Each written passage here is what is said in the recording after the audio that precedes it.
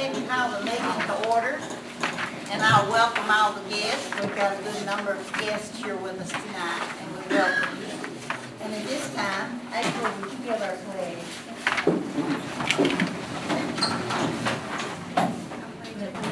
To the flag of the United States of America and to the republic for which it stands, one nation, under God, indivisible, with liberty and justice for all. At this time, I've asked Baron Wigginton, who's our fire chief, to give our invocation. Baron. Let us pray. Lord, thank you for another day of life, Lord. Thank you for being blessed you blessed us with, Lord. I just ask you to be here tonight. Be with this meeting, Lord, and conduct ourselves in a way that be pleasing to you, Lord. I just ask you to be with all the sick and the people in need. In Jesus' name I pray. Amen. Thank you, Baron.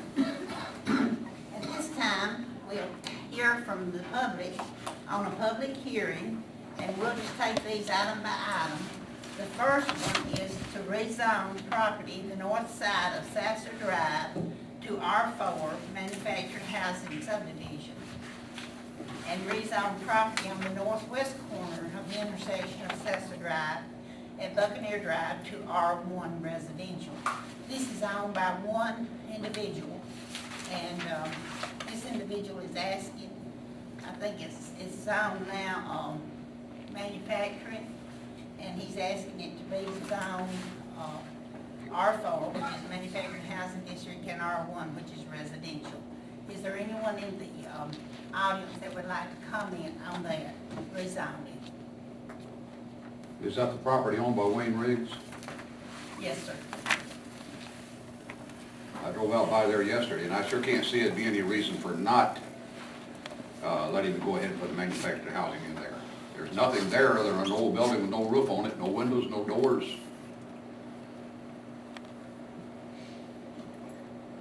Thank you. Any other comments? If not, we'll move to the second item, that is a rezoning request. And this is to rezone property on the northeast corner of intersection Highway 43 at Pikeville Road from an R1 residential to a B2 general business district. All the property along the highway there, a lot of it is zoned general business. This property is owned by Mr. Hightower Lewis, and this is along the 43 highway going into where his residence is on the side of the road. And he's asking it to be zoned a B2 general business district in order to put a car wash in out there. So any comments on that?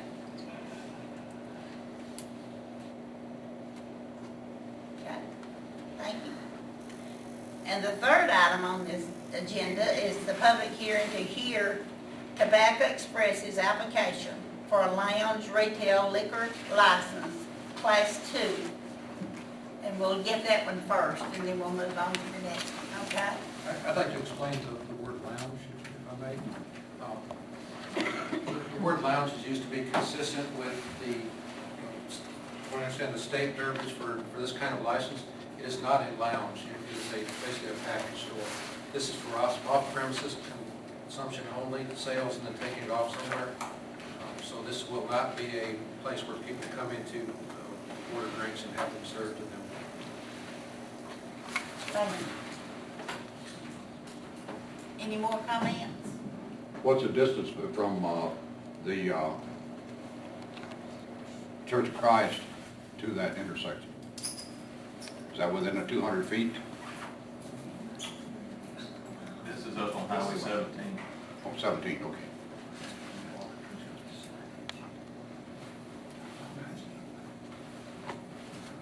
Marla, I think all that's been worked out. It is within a legal distance of any church or school.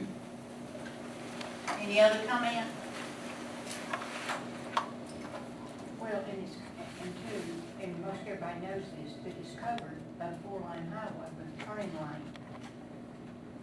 So it's protected by that.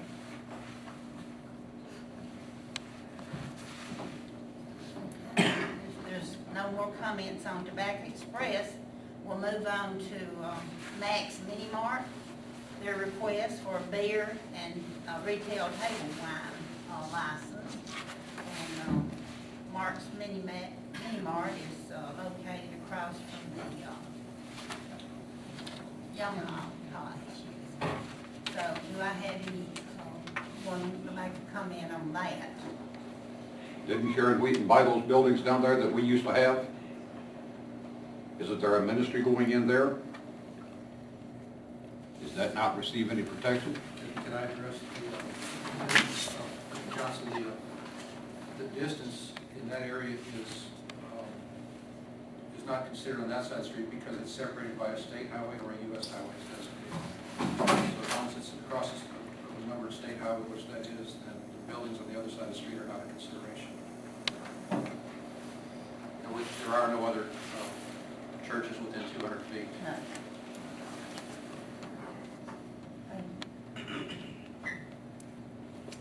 Any other comment? If not, we'll move on to our meeting at this time. We'll call our meeting to order. And I recommend that we approve the minutes from the last meeting. Do I have a motion? Donnie, do I have a second?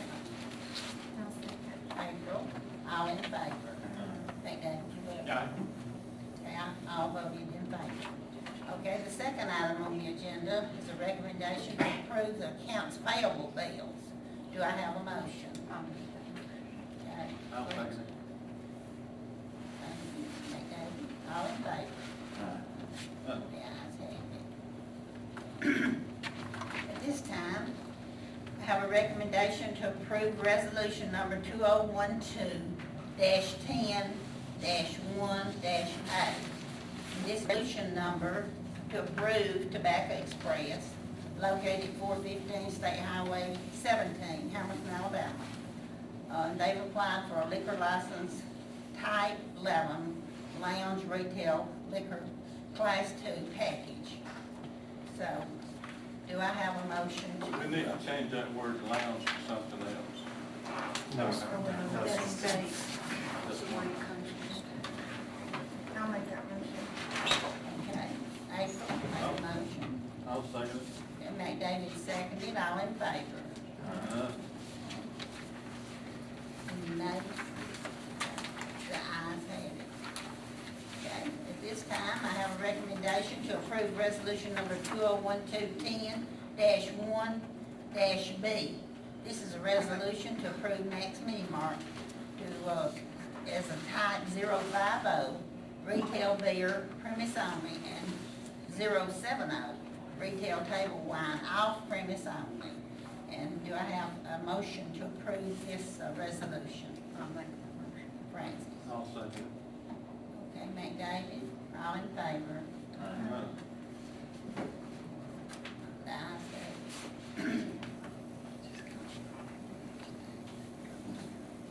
Okay. At this time, I have a recommendation for immediate consideration of order. This is the one on Wayne Reed. Okay, I just wanted to ask if maybe, we could table this to the next meeting, just because it's been general consensus with the zoning, everybody to vote against it. And just today, when I saw it on the agenda, I'm starting to hear people say, like he did, that it might be okay, and I think we might need to reconsider and look at it again, So you want to table that one then? if that's okay. To just give everybody a chance to look at it again and rethink it. You will make that motion? Yes, please, I'll make that motion. Okay. April made a motion to table item number 5. Do I have a second? Francis seconded, all in favor? The ayes have it. Did you vote back there? No, I'm gonna vote no. The ayes have it. So, skip. Okay, skip number 6. That's approval of the ordinance. And then, since it's been tabled, it will go on to item 7. A recommendation for immediate consideration of ordinance number 2012-16. And this is to rezone the property on Pikeville Road on Highway 43 from the R1 residential to lead to general business. Do I have a motion for immediate consideration of that? I'll make that motion. Scotty? Kyle? All in favor? Now, I need an ordinance, I need a recommendation to approve the ordinance, and do I have a motion on that? Francis, do I have a second? Scotty, all in favor? Guys, have it. Okay. Number 9, is John Boyd here? Okay, John? Aye. Late night on Buddy Hatch River Fall Fest, we held October 27th here in downtown. Most of the events will be held in and around town on that day. Based upon changes in the downtown area, specifically the demolition of Western Auto Building and all that kind of thing, we are facing increased expenditures in resolving electrical issues. We're also making additional changes to our festival layout based upon increased need for electricity and water, which we have previously had. We'll also be marketing and advertising the Buddy Hatch River Fall Fest within a 1-hour radius via television, newspaper, radio, and internet, and we'll be promoting not only the festival, but also the city of Hamilton. The festival day begins at 8 a.m. with Kiwanis Fun Run, and will conclude at approximately 4:30 p.m. The highlight of the festival will be the Chota Indian League and Village. Other events include the car, tractor, and motorcycle show, and special vehicle shows, along with arts and crafts, food court, and musical entertainment. The chamber is also encouraging all local businesses to participate in the fall-themed decoration contest and hold special fall fest sales. At this time, we would like to ask the mayor and council for $2,500 in support of this year's festival, and also a waiver of the business license requirement for our vendors. We are asking all our vendors to go ahead and collect the 9% sales tax. I have our brand new Buddy Hatch River Fall Fest rap cards, which we obtained through a grant with the Alabama Department of Tourism. These cards have been placed in welcome centers throughout the state of Alabama and in tourist-related facilities by the Alabama Mountain Lakes Tourist Association. All of this was done at no cost to the Chamber or our festival. For additional information, you can visit our website, our festival website at www.brff.org or the Chamber website at hamiltonchamberofcommerce.org. If you go over these flyers. What you said the name was again, John? 27.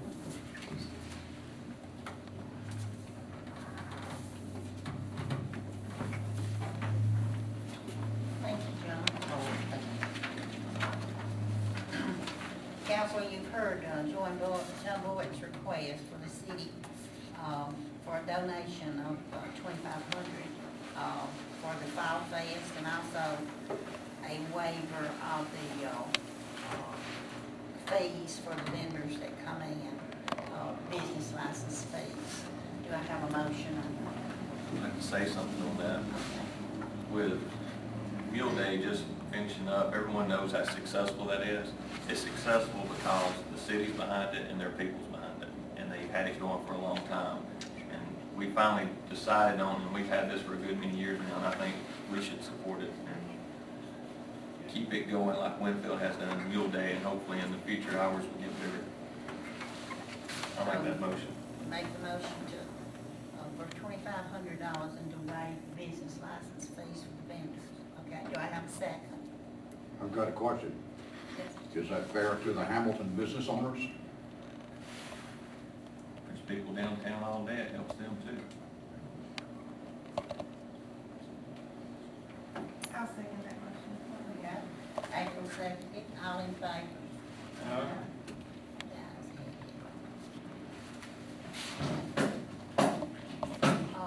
We have an agreement that we approve each year between the City of Hamilton and the transportation service from NACOG. You see the little buses driving around, picking up people, taking them to the doctor, to shop, and whatever they need to do to shut in people. Last year, from 2011 to 2012, our per mile charge was $1.05 a mile, and our per hour charge was $11.59. So 2012, 2013, per mile is going to be 106, so that's up 1 penny, and the per hour is up 3 cents from 11.59 to 11.62. Do I have a motion to approve the service that NACOG provides for our community? I'll make that motion. David? I'll say.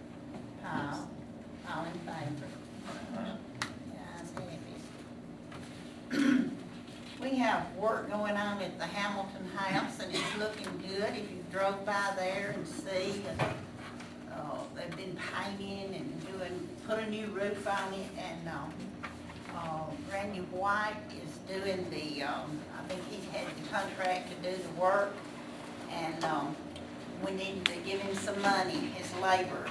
So I have a recommendation to approve 2 work proposals from Randy White for work on the Hamilton Southern's House for a total of $9,095 to be paid for with existing grant funds. We have had a grant to pay for this, but it's in the city's name, so we need a motion to approve it.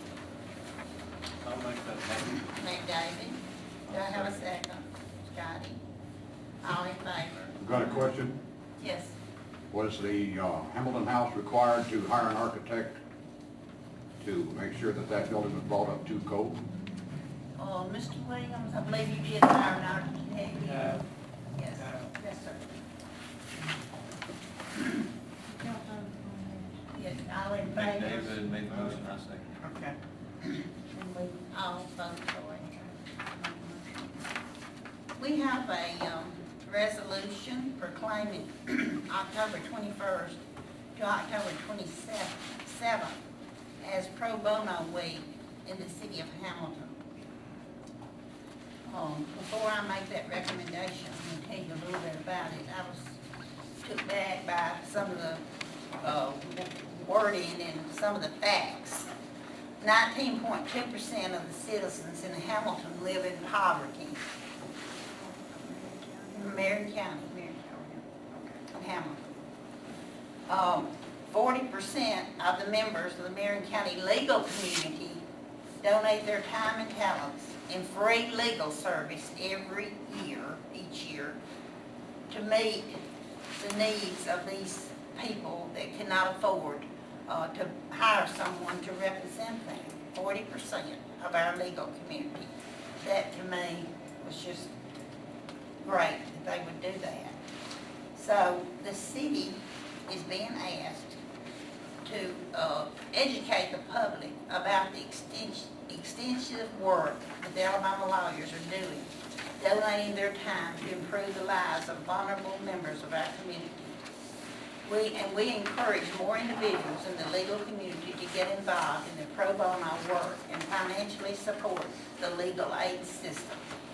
Whereas Pro Bono Week 2012 will feature legal and clinics throughout the state assisting Alabamians who greatly need legal assistance but cannot afford to pay for that help.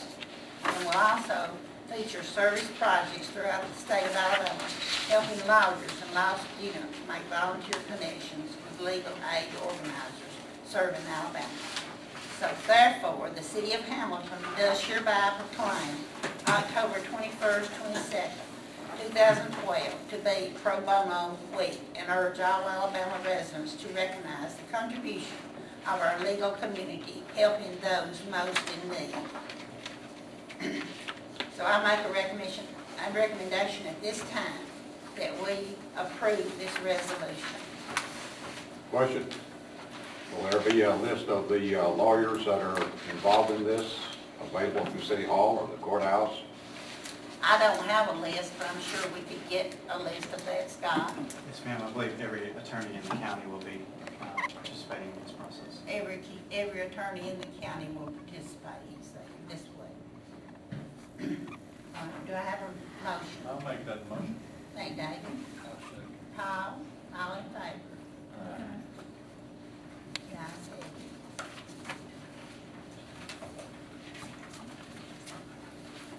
Before we close, I want to make a few remarks. For those of you who have not heard, we did get approval for the $250,000 grant for downtown revitalization, and we were real excited about that. We meet this week to discuss that further.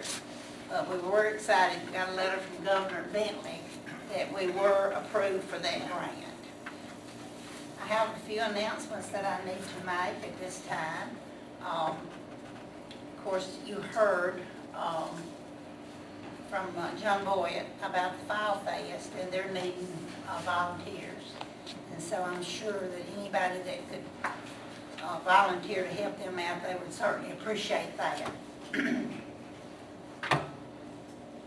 And I want to remind you that on this Saturday, the 6th, we are having a cleanup day for the city of Hamilton. It's called We Love Hamilton Cleanup Day. And this is actually sponsored by our beautification committee. Do we have any of our beautification committee here with us tonight? We don't, but I talked to Whitey today, and they have a lot of volunteers lined up to work Saturday. And they will be meeting at the First Baptist Church parking lot. It's not going to be here at the City Hall. Across from Green and Howell, White House and Green's law firm. There where the Western Auto Building used to be. They'll meet there at 7:30 a.m. and then at 12, lunch will be served at that same location. And we had announced that if you wanted to clean up around your house, we've been sending letters to people that, you know, has sort of a lot of junk around their house, we'd like to see it cleaned up. And we've announced that if you will clean up around your house and put it out on the right-of-way and separate it, that the city street department would pick it up that following week. And since Saturday's the 6th and Monday is the 8th, and the city hall will be closed, you have an extra day to clean up. And we'll be picking up starting Tuesday. You'll need to call City Hall if you have something you need picked up. And they'll pick it up sometime that week following the 8th on Monday. We do have a problem with signs. We had a complaint today that people are going out and putting signs on cars, and there is an ordinance against that. So I do ask you to watch, you know, and what happens when you put signs on cars, whether they be yard sale signs or what have you. People drive down the road, they blow off, and there's paper on the side of the road that needs to be picked up. So I ask you not to do that, and we also are still having a problem with yard sale signs being put up on the poles. And those are not real attractive. When people come into town, you see these big orange and pink yard sale signs on the poles. Well, you know, that's real unattractive. We ask you, if you've got some up right now, to go take them down, please. I do want to remind you that Tuesday, October 9th, is Election Day. That's a big day. You'll be electing a new mayor and some new council members. So I encourage all of you to get out and vote. And support whoever wins, and let's continue to make Hamilton as good a place to live as it can be. Any other comments from the council? I'd like to ask a question. Yes. How far along in the process to get the liquor license can you go before it's published in the newspaper and actually effective? Are these folks going to have another public hearing once it's published and it's It's in been there? published already. It's already been in the newspaper? Yeah. Okay, well, I missed it, I'm sorry. What is it, 6 days? Yes, mine. As part of our effort to raise funds to restore the Hamilton Children's House, the Historical Society is raffling a nice, very, very nice raffle off. We'll be giving it away on November 17th, and chances are $5 each. And So if anybody would be interested in that, see him as a member of the Historical Society. Anything else? Is council business finished? I've got one question for Baron Wiggington. And for you. Who took the condemned signs off the buildings that we used to own? Mr. Johnson, you remember, we talked about this and said we would not be talking about the hotel No, anymore. we did not talk about this. I was told those signs would be on there until that property was bought and brought up to code. Did the fire department take them off, or did the new owners take them off? Fire department has not removed anything, Mr. Johnson. Then you need to put them back up. Who told you Let that, somebody else Mr. worry about Johnson? that I problem. went by and saw Who it. told, no, who told you that they would remain up? I don't understand. Well, it was either Baron or You- Tim Wright. You still own the property? No, ma'am. Well, Matter I'm of just asking. fact, right now, we're in the stage that we can claim the poverty level, since we no longer own the property. Okay. I'm going to turn that side. Yeah. You didn't read the paper. Yes, I read it paper. Do I have a motion to adjourn? I'll make that motion. Okay, all in favor?